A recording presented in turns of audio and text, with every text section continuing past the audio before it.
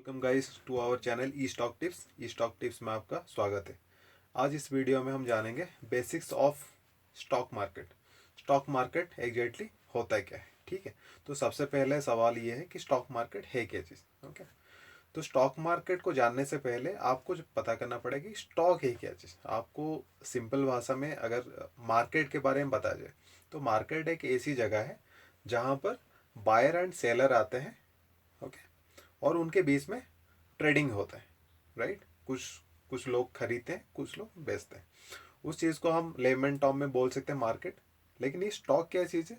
Stock एक digital contract होता है between the company and the buyer. Okay, तो जब भी एक कंपनी एंड एक बायर के बीच में कोई डिजिटल कॉन्ट्रैक्ट है, उस कॉन्ट्रैक्ट को आप स्टॉक मान सकते हो। स्टॉक का सिंपल सा मतलब है कि छोटा सा हिस्सेदारी, ठीक है। कंपनी कंपनी ने काफ़ी डिजिटल हिस्सेदारी बना दिया और उस हिस्सेदारी को दूसरे लोगों को बेच दिया, ठीक है। तो अगर मान लीजिए आप एक्स कंपनी का शेयर खरीदे हो, एक्स कंपनी का आपने शेयर खरीदे हो, तो आप उस कंपनी का हिस्सेदार बन गए हो। अगर आपके पास मान लीजिए फॉर एग्जांपल रिलायंस का 10 शेयर है या फिर 15 शेयर है, तो आप एक हिसाब से कंपनी का हिस्सेदार हो। भले आपका परसेंटेज 0.000 समथिंग वन क्यों ना हो जाए, लेकिन आप ऑफिशियली उस कंपनी का हिस्सेदार हो, ठीक है।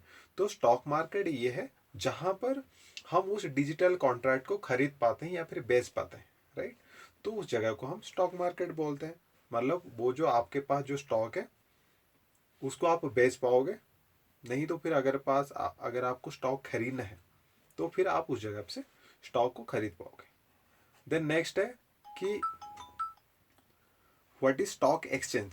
स्टॉक एक्सचेंज, एक्सचेंज के नाम से आपको पता चला होगा कि यहाँ यहाँ कुछ मतलब लेन देन हो रहा है, ठीक है। एक दूसरे को कुछ दे रहा है या फिर वहाँ से कुछ ले रहे हैं, राइट। एक्सचेंज का ये सिंपल सा मतलब तो ये है, आपने कुछ दिया, सामने वाला ने आपको कुछ दिया। तो स्टॉक एक्सचेंज का ये मतलब है जहाँ से स्टॉक इशू होता है, ठीक है। मान लीजिए कि कोई कंपनी आया, राइट। कंपनी ऐसा तो है ही नहीं कि वो हर जगह जाके अपना अपना स्टॉक बेच देगा। तो उसके लिए कुछ इशूइंग अथॉरिटी है, राइट। जैसे कि इंडिया में है एनएसई है एंड बीएसई है। ये होते हैं स्टॉक एक्सचेंज। कंपनी उनके पास आते हैं, एनएसई या बीएसई के पास आते हैं और इनके पास ही पावर है, अच्छा ठीक है ये कंपनी आया, इसका शेयर अभी इशू कर दो, राइट। तो ये इशू करते हैं। इशू करने के बाद जाके इनसे पब्लिक या फिर जो भी हमारा डोमेस्टिक इन्वेस्टर है, इंस्टीट्यूशनल इन्वेस्टर है या फिर म्यूचुअल फंड वाले हैं, इनसे ही ये लोग खरीदते हैं, ठीक है। ये हो गया stock exchange, right. Then what is broker house. Broker house आपने बहुत जगह ऐसे देखे होंगे ना कि कहीं पर मार्केट जैसे कि कोई कमोडिटी का मार्केट है, राइट। आप ए कमोडिटी शायद आपको खरीदना होगा, ठीक है। तो आप क्या करोगे, डायरेक्ट दुकान पे जाओगे, राइट। दुकान पे जाओगे, शॉप, और दुकान वाले कहाँ से लाते हैं, एक थोक मार्केट होता है, होलसेल बाजार जिसको बोलते हैं, राइट। तो होलसेल बाजार में क्या है, बड़े बड़े अमाउंट का ट्रांजेक्शन होता है, ठीक है। तो मान लीजिए आपको एक पार्ले जी बिस्किट चाहिए, ठीक है। तो आप तो ऐसा है नहीं कि एक पार्ले जी बिस्किट के लिए आप जाओगे कंपनी के पास सीधा, या फिर होलसेल मार्केट में जाके पहुंच गए, बोले कि साहब मुझे एक पार्ले जी बिस्किट चाहिए, तो वहाँ तो उस तरह ट्रेडिंग नहीं हो पाएगा ना, वहाँ तो काफ़ी दिक्कत होगा। तो इसलिए क्या करते हैं, आप जाओगे शॉपकीपर के पास और शॉपकीपर जब लाता है वो लेके आता है होलसेल मार्केट के पास, ठीक है। तो ये सिंपल सा उसी तरह चलता है। ये जो ब्रोकर हाउस है, ब्रोकर हाउस एक्चुअली स्टॉक, ये जो ब्रोकर हाउस ये खरीदता है स्टॉक हमारा एक्सचेंज से, ठीक है। जो भी मान लीजिए बीएसई या एनएसई है, राइट। तो ये इनसे स्टॉक लाते हैं, फिर ब्रोकर हाउस कंज्यूमर को बेच देते हैं। जैसे कि हम लोग हैं रिटेल इन्वेस्टर है, ठीक है, जिनको छोटे छोटे क्वांटिटी में स्टॉक चाहिए और वैरायटी बहुत चाहिए, ओके, तो वो उन लोगों को बेच देता हूँ। और ये सारे होते हैं ब्रोकर हाउस। ब्रोकर हाउस में अब जैसे कि अभी इंडिया में popular broker house of stock है, जीरोधा है, एंजल ब्रोकिंग है, या फिर कोटक का भी, कोटक सिक्योरिटीज, इस तरह काफ़ी सारे ब्रोकर हाउस है। ब्रोकर हाउस का काम ये है, वैसे ब्रोकर हाउस को देखा जाए हिंदी में बोले तो उनको दलाल बोलते हैं, ठीक है। ये एक मीडिएटर के जैसा काम करते हैं, राइट। मीडिएटर किसके बीच में है, ये है अपना रिटेल इन्वेस्टर या फिर इन्वेस्टर एंड एक्सचेंज के बीच में, ठीक है। ये हो गया ब्रोकर हाउस, ठीक है। इन इन लोगों का काम है ब्रोकर का काम है वो रिटेल से पैसे ले, ओके, और इसको एक्सचेंज में जमा करे और एक्सचेंज से शेयर ले और वो रिटेल को दे दे, ओके। जिसमें क्या है, इन दोनों को फ़ायदा होता है, रिटेलर को भी फ़ायदा होता है और यहाँ पर जो एक्सचेंज है उनको भी फ़ायदा होता है, क्योंकि उनको मतलब छोटे छोटे ट्रांजेक्शन करने में उनको मदद मिल जाती है, ठीक है। नेक्स्ट है DI, FIs and retail investor, ठीक है। आपने तो सुने होंगे कि बहुत बड़े बड़े लोग भी हैं जो स्टॉक मार्केट में, जैसे कि आप सुने होंगे वॉरेन बफेट के बारे में सुने होंगे, राकेश झुनझुनवाला के बारे में भी सुने होंगे, ठीक है। ये लोग क्या होते हैं, ये एक्चुअली मतलब DI इस तरह काम करते हैं, जो डोमेस्टिक इंस्टीट्यूशनल इन्वेस्टर होते हैं। मान लीजिए इंडिया है, इंडिया का स्टॉक मार्केट है या फिर एक्सचेंज है NSE, राइट। और राकेश झुनझुनवाला जो है वो इंडियन है, ठीक है, वो इंडिया में रिसाइड करते हैं। जब वो एक बड़ा सा अमाउंट, राइट, वो NSE या फिर कोई भी ब्रोकर से खरीदते हैं, ट्रांजेक्शन करते हैं, ठीक है, तो उनको क्या बोलते हैं हम, डोमेस्टिक इंस्टीट्यूशनल इन्वेस्टर बोलते हैं, right. Same way FIIs, foreign institutional investor, मान लीजिए कि वॉरेन बफेट, अभी इंडियन का कोई स्टॉक मार्केट होगा सपोज टाटा, राइट, तो वहाँ पर इन्वेस्ट करना चाहेंगे। ये तो हमारे देश का नहीं है ना वॉरेन बफेट, वॉरेन बफेट को तो US का है, ठीक है। तो वो जब कुछ बड़े अमाउंट ला के डायरेक्ट हम इंडियन स्टॉक मार्केट में इन्वेस्ट करते हैं, ठीक है, तो उस टर्म में हम उनको FIIs बोल सकते हैं, राइट, फॉरेन इंस्टीट्यूशनल इन्वेस्टर। या फिर काफ़ी काफ़ी और भी जैसे कि होंगे कुछ इंस्टीट्यूशन भी होगा, ठीक है।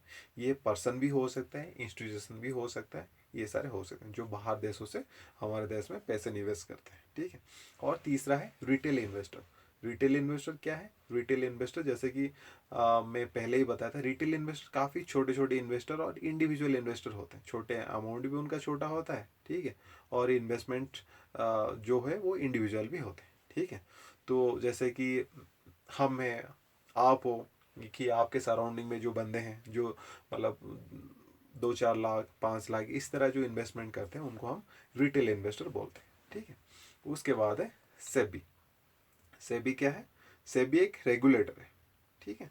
जैसे कि ये NSE BSE में कितना ट्रेडिंग हो रहा है, क्या हो रहा है, राइट, और कौन सा कंपनी कितना शेयर इशू की है, और क्या, जैसे कि आपने हर्षद मेहता वाला स्कैम देखे होंगे, ठीक है।